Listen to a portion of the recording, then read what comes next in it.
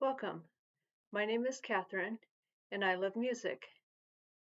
In this video, I will show 3 records I bought in September. I will also show what I bought at the Psychedelic Furs concert and a souvenir I got at the John Denver Celebration. So the first 2 records I bought online are from Joe's Albums. This is the sticker they sent me for being a loyal customer, and he has a website, and he ships in the US, and the store is located in Massachusetts. So every Friday the new arrivals are posted, and all the records are VG and VG Plus, and I have never had any problems shopping on Joe's Albums.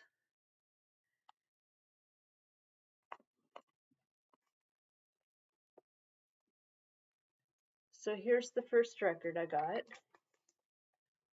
It's Bruce Hornsby and the Range, their debut album, The Way It Is, and this is from 1986. And this is one of my favorite albums from 1986. Bruce is a very talented piano player. He graduated from the University of Miami in 1977, and he majored in jazz piano and minored in classical piano. My favorite songs are the singles Mandolin Rain and the title track The Way It Is. And I think it's one of the best piano intros in music, and it's a good album from start to finish. And the other single is Every Little Kiss.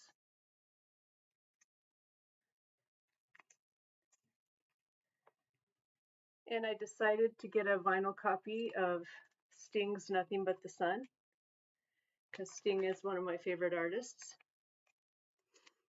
And this came out in 1987.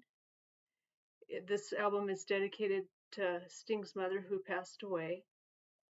And there's a picture on the insert of Sting's father, and I'll show you that.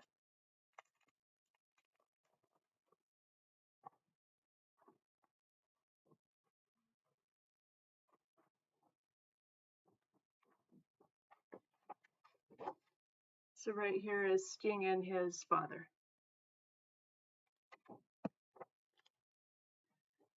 So on the CD, it has 12 tracks.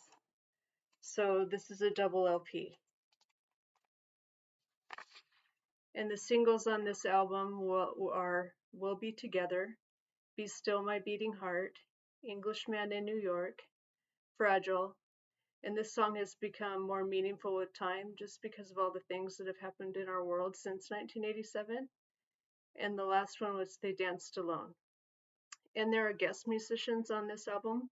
We have Andy Summers, who played with Sting and the Police, Eric Clapton, and Mark Knopfler.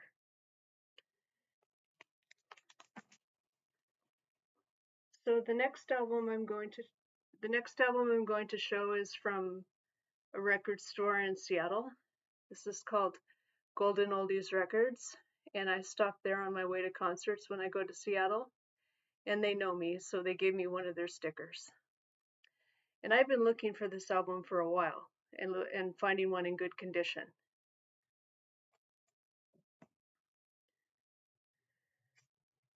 So here's the record.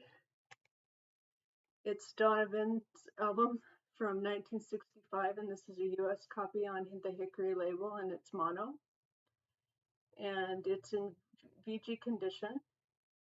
And the songs I like on here are Catch the Wind and Sing for You.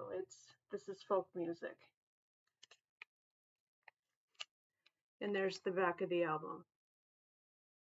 So really happy to find this. Now I have 2 Donovan albums.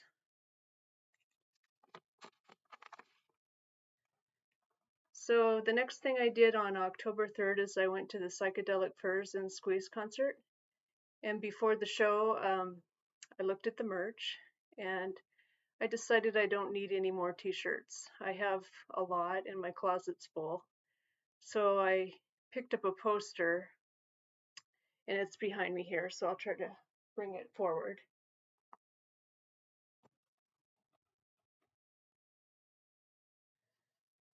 So here's the poster. It's kind of big, and the concert dates are down below.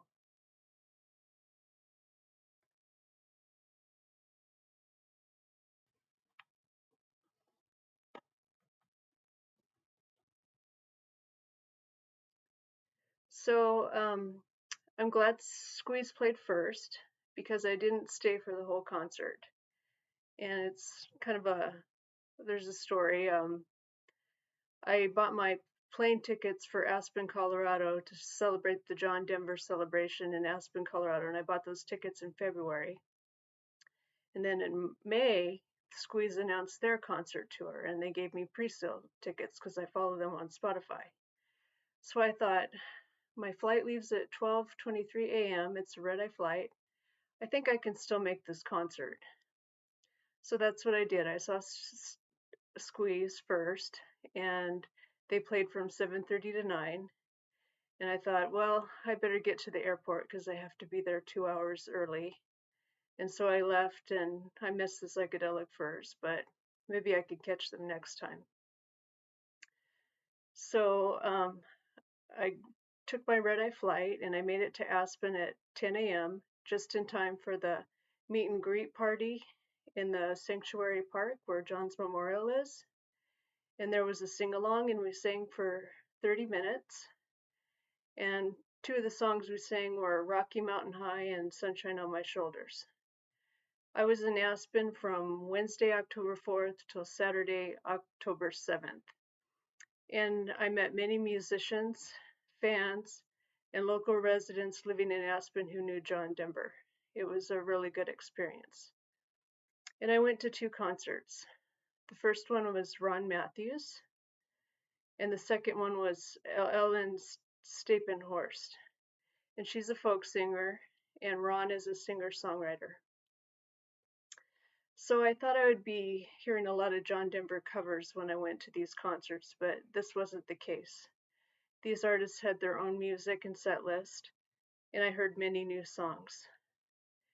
And I also met Jim Horn and his wife Jim Horn played flute and saxophone for John Denver in the 80s.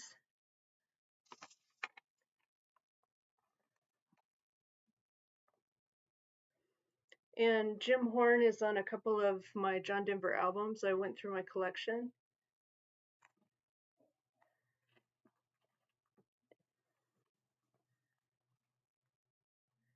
Jim's on this album from 1982. And on this DVD, Jim's playing flute on this DVD.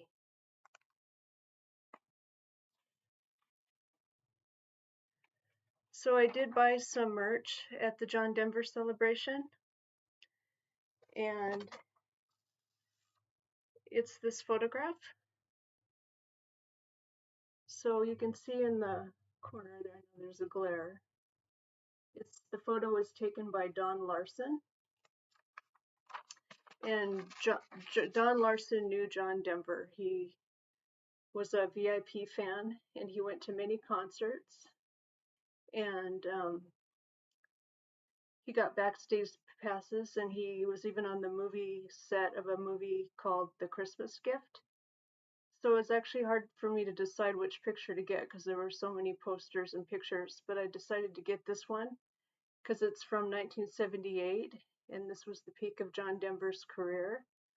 And that's also when I became a fan when I was a kid in the 70s. So those are my latest vinyl finds and purchases that I've made at concerts. And I had a fun vacation in Aspen. I'm really grateful I went to the John Denver Sanctuary, and I got to see the Memorial Evergreen Tree. And I think that park is just a beautiful park, and it's a great tribute to John Denver. And he gave us so many wonderful songs, and his legacy lives through his music. And I'm leaving links in the description to Ron Mathews and Ellen, so you can listen to a couple of their songs. So I thank you for watching, and I will see you in the next video. Take care.